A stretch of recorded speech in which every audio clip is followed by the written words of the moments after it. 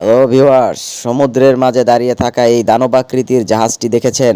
তার গায়ে ঘেঁষে ঝুলে থাকা এই শিকলটি, যেটাকে আমরা অ্যাঙ্কর চেইন বা নোঙরের শিকল বলি, কিন্তু ভালো করে লক্ষ্য করুন, এই শিকল বেয়ে পিঁপড়ের মতো কারা উঠছে? এরা কি কোনো জলদস্যু, নাকি আত্মঘাতী, নাকি কোনো অভিযাত্রী? যদি জানতে চান তাহলে এই ভিডিওটি আপনার জন্য, এবং শেষ পর্যন্ত দেখুন। এক একটি লিঙ্কের ওজন যেখানে কয়েকশো কেজি, সেখানে খালি হাতে কোনো নিরাপত্তা ছাড়াই কয়েক তালা সমান উঁচুতে উঠছে এই মানুষগুলো। একটু পারকালেই সলিল সমাধি। কিন্তু কেন এই আমরণ চেষ্টা? নোঙর কিভাবে কাজ করে তার একটি দ্রুত অ্যানিমেশন ব্যাখ্যা করা হলো।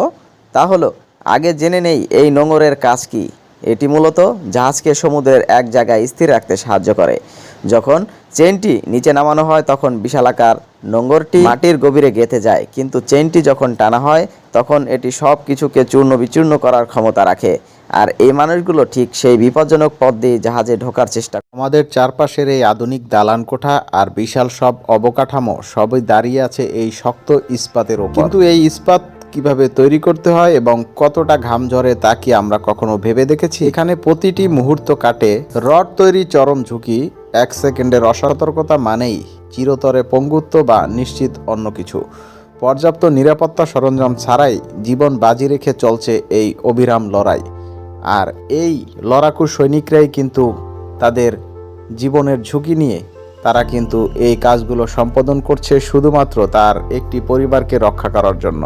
তাই আসুন তাদেরকে আমরা সবাই শ্রদ্ধা করি এবং সেই সাথে তাদের জন্য দোয়া করি। ভিডিওটি যদি ভালো লাগে তাহলে একটি লাইক করে দাও, সেই সাথে পেজটিকে ফলো করে দাও এবং তোমার বন্ধুদের মাঝে শেয়ার করে দাও।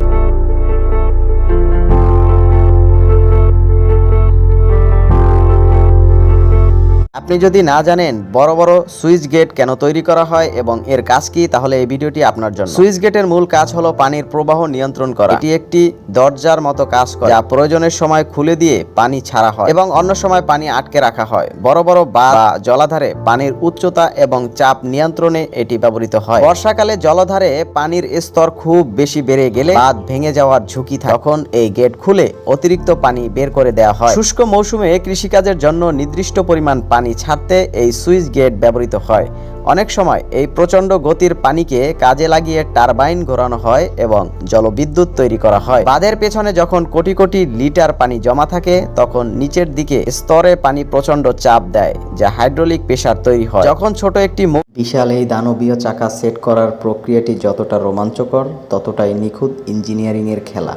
এই চাকাগুলো সাধারণত এক একটি 12 থেকে 14 ফুট লম্বা হয় এবং ওজনে হতে পারে 5 টনেরও বেশি। কল্পনা করুন একটি চাকা যা উচ্চতায় আপনার ঘরের ছাদকেও ছাড়িয়ে যায়। বিশাল খনি বা মাইনিং ট্রাকের এই চাকাগুলো সেট করার কোনো সাধারণ কাজ নয়, এটি এক বিশাল যজ্ঞ। এই দানবকে নড়াচড়া করতে ব্যবহার করা হয় বিশেষ টায়ার ম্যানিপুলেটর, রোবোটিক হাতের মতো বিশালাকার মেশিন, যা কয়েক টন ওজনের চাকাটিকে তুলা রাশির মতো আলতো করে ধরে হাইড্রোলিক প্রেসারের মাধ্যমে নির্দিষ্ট পজিশনে নিয়ে আসে। চাকাটি যখন অ্যাক্সেলের মুখে সেট করা হয় তখন শুরু হয় আসল চ্যালেঞ্জ। এখানে কয়েক ডজন বিশালাকার নাট বোল্ট থাকে। মেকানিকরা কিন্তু সাধারণ রেঞ্জ ব্যবহার করেন না, তারা ব্যবহার করেন নিউমেটিক টর্ক মাল্টিপ্লায়ার। এর কাজ হলো কয়েক হাজার পাউন্ড শক্তি দিয়ে নাটগুলোকে এমনভাবে টাইট করা যাতে 1000 টন ওজনের লোড নিতেও চাকা নড়ে না ওঠে। অবশেষে চেক করা হয় টায়ার প্রেসার। সাধারণ গাড়ির মতো এখানে 30-40 পাউন্ড নয়,